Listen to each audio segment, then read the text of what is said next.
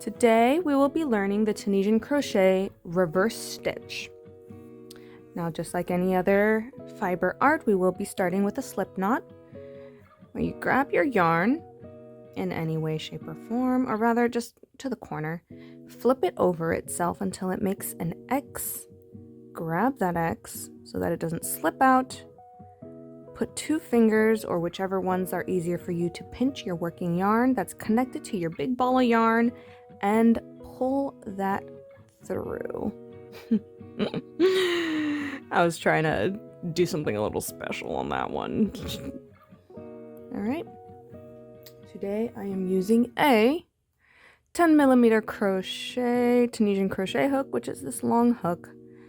This is my preference for making tutorials just because larger stitches are easy to see. We tighten that up by pulling that working yarn, and we can now chain our 9, which you do by you take this and you hook it into, you grab it through that hook basically, and you pull it through the loop. Again, you grab that working yarn with the hook and you pull it through the loop, and that is your 2 chains.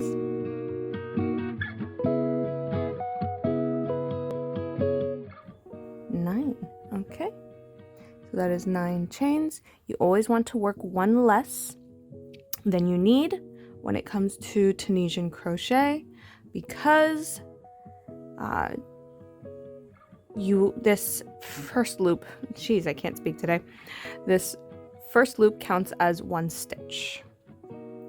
So what we're gonna do is we're gonna turn our chain over. So this is our chain, we turn it over to expose these little back bumps here. And that is what we are going to be working into. So this first little bump right here, I use the tip of my hook right here instead of stabbing it through. I use the tip of my hook to just get into that bump, push my hook through, yarn over, and pull the yarn through to make that first loop. Again, that is using the tip of my hook to go through that back bump right there, which you can see, right through there, and pull through. We're going to work into every single back bump until we reach the end of our row.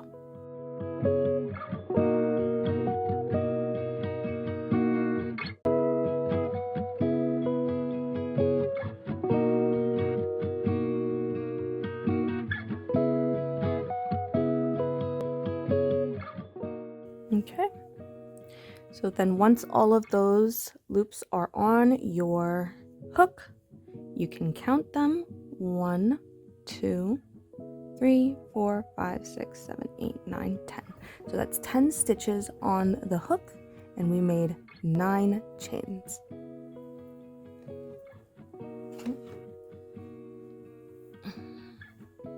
We made 9 chains. So what we're going to do now is take our working yarn that's connected to our big ball of yarn, and we will pull that with our hook through 1 loop,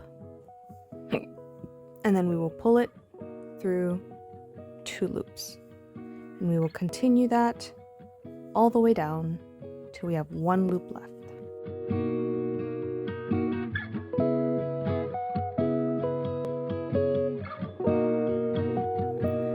So this is our starting foundation rows.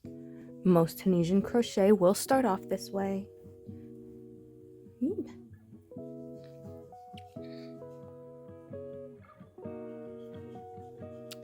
So this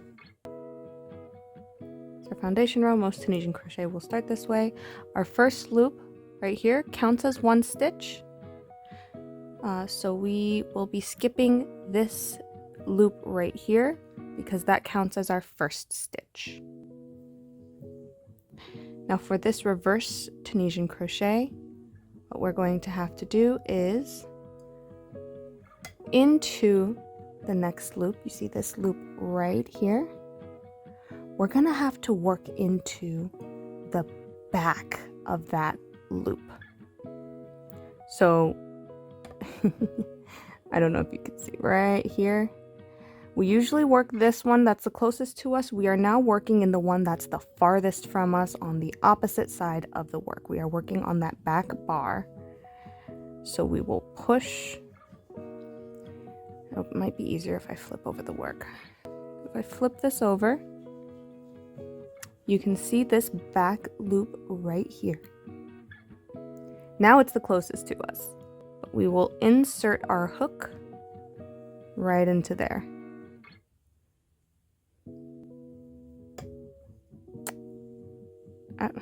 Make sure your yarn is behind your hook, not in front of your hook. Behind your hook when you insert that hook. It is a difficult stitch to get the hang of at first, but once you do have the hang of it, it does become easier. So this is that first stitch right here. If you see, you can see the hook going through that middle, and I'm going to catch this back loop and then push it through. If that makes it easier, I hope that was easy to follow. If not, I do apologize. That is the only way I can. So I will yarn over and pull it through.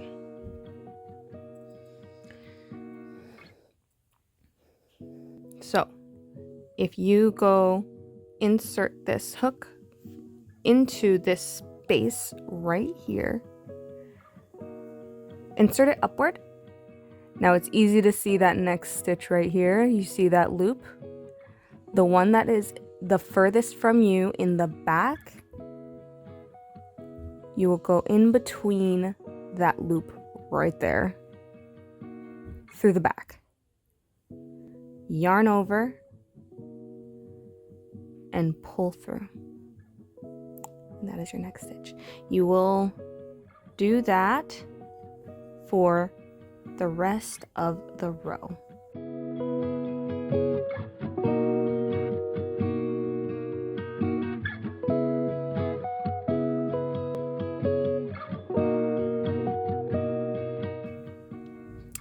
So we are on our last stitch. It looks a little funky. It always looks funky. We are still going to be inserting into the back and through just that one loop because we want these two on the side. The two that are usually on the side, we want that on the side. Yarn over and pull through. That is all of our stitches. And on our return pass, we will take our working yarn, pull it through one loop, and then pull it through two. All the way down until we only have one loop left on our... Okay, please try not to pull through three like I just did. It is sometimes really difficult to keep track of that. It's an easy fix, just make sure, you know, or just work with a wooden hook. All right, that is our first row right there. Now, again, our first stitch, our first loop right here counts as a first stitch. So you skip this first loop right here. With your yarn behind, you will bring your hook back, push it through the little hole that's right here between your two stitches. Now this loop right here, right there, you're going to insert your hook in between that loop, those two little bars right there, and you will yarn over, pull through. Now again, that little space in between both of these loops, you're going to insert your hook back to front. Then you will find that little loop and insert your hook in the middle of that loop right there. Yarn over and pull through. You'll repeat that for the rest of the row.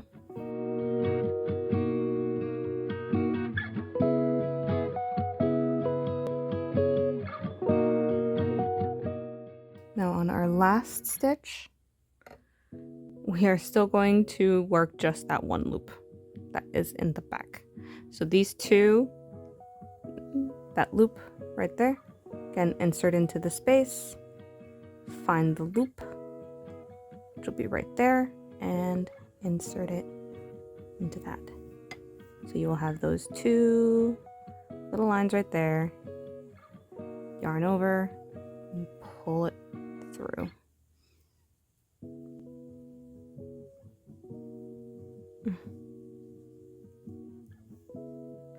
Usually right at the end, I would say to try and count your stitches just to make sure.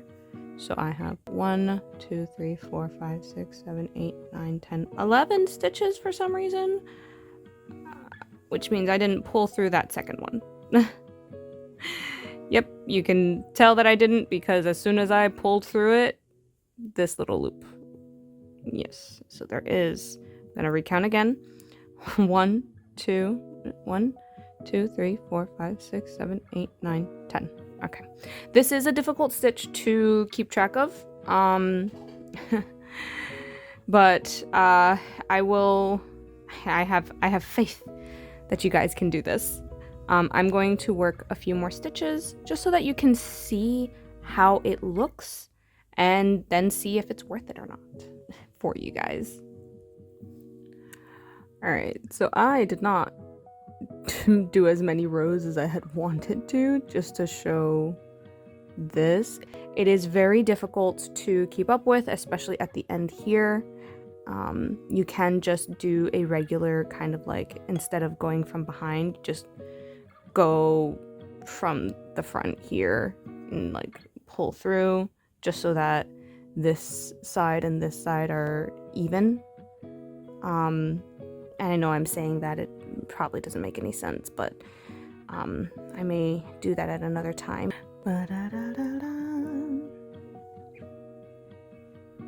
To all my left-handers, it's gonna be February, or it is February, so I am releasing to you the color of the month. Now this is the Tunisian Crochet reverse stitch. It is very gorgeous. It has a little asterisk kind of pattern to it. I did not want to work any more rows than this, but it is a gorgeous pattern. I love this pattern. It is gorgeous, and if anybody decides to make anything with this pattern, please tag Netany, like on socials. We're Netany111 on Instagram and on TikTok, so if you tag us, we will see it. I would love I would love